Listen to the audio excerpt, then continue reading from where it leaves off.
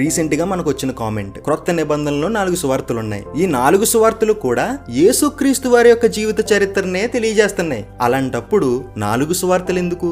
దేవుడు ఒక్క సువార్త రాయించుంటే సరిపోతుంది కదా. Very good question brother. Last shot లో మనం చెప్పుకున్న విధంగా క్రొత్త నిబంధనలోని 4 సువార్తలు యేసుక్రీస్తు వారి యొక్క జీవిత చరిత్రనే తెలియజేస్తాయి. అయినప్పటికీ కూడా తెలియజేసేటువంటి విధానము మరియు రచయితుల యొక్క ఉద్దేశాలు వేరువేరు.